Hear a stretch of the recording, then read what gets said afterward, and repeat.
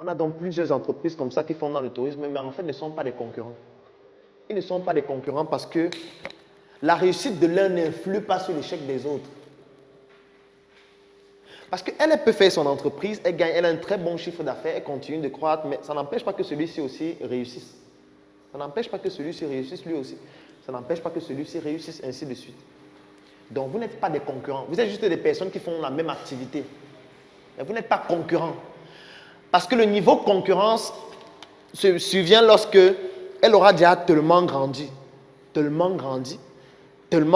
va maintenant toucher ce qu'on appelle le total available market. Elle va commencer à couvrir tout le marché. À ce moment donné, les autres seront maintenant dans son marché. Et c'est là où la concurrence commence.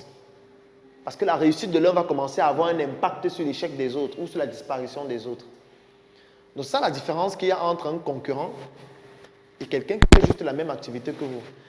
Donc, si elle décide d'ouvrir sa boutique Made in Cameroun et l'autre décide d'ouvrir la boutique Made in Cameroun, penser que l'autre est concurrent, c'est débile. Et ça fait faire des guerres inutiles. Parce que vous n'êtes pas des concurrents. Vous devez même travailler en collaboration. Et c'est même ça le point le plus important.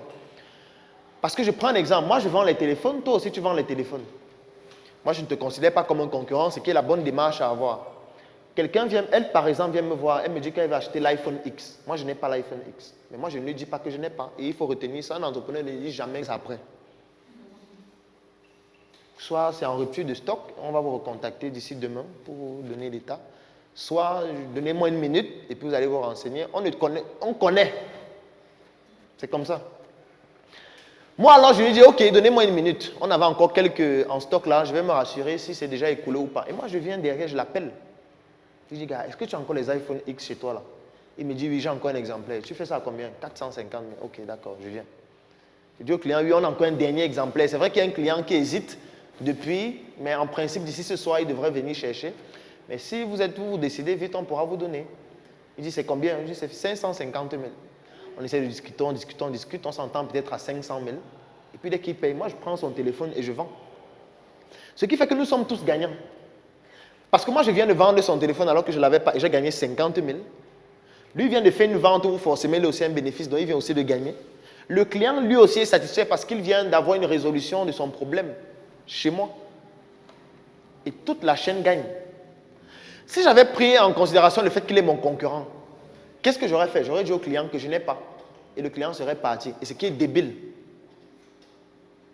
Ce qui est débile, tout simplement. Le client devait partir se faire fidéliser ailleurs. Pourtant, si vous faites comprendre à vos clients que vous avez tout, c'est pour ça que j'aime bien un endroit qui s'appelle l'avenue Kennedy, bien que bon, le nom ne me plaît pas, mais au moins ce qui s'y passe me plaît beaucoup. Vous ne pouvez pas arriver là-bas, vous demandez quelque chose, on dit qu'il n'y a pas. Ce n'est pas possible. Même si vous demandez la tête de quelqu'un, on va vous dire qu'à patienter 2 minutes, on va trouver.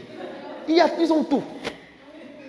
Vous voyez un gars qui est en route, il n'a pas de boutique, il n'a rien, mais il a tout. Il dit que gars, est-ce que tu as le Samsung S8 là? Oui, j'ai ça, mais tu veux en 9 ou en... Il dit, mais il prend où? Et tout le monde a tout. Ce n'est pas qu'il y a que certains qui ont tout et d'autres qui n'ont pas. Tout le monde qui est assis là-bas. Quelqu'un assis sur un banc là-bas manger depuis le matin. Est-ce que je cherche une maison à louer? Ah bon, tu veux quel genre de maison? Combien de chambres? Il est déjà en train d'entamer la discussion avec toi. Donc, ce qui fait qu'eux, ils fidélisent facilement les gens. Parce que quand vous avez quelqu'un dans votre base de données et dont vous savez qu'il connaît tout, il a tout. Chaque fois que vous avez un problème, la première personne que vous voulez contacter, c'est lui. Parce que vous savez qu'il a tout. Ou même s'il n'a pas, il a quelqu'un qui a. Et c'est très important en termes de positionnement. Alors que si moi je viens, et c'est pour ça que j'aime... Il faut vraiment innover tous les secteurs d'activité. Je prends peut-être les boutiques.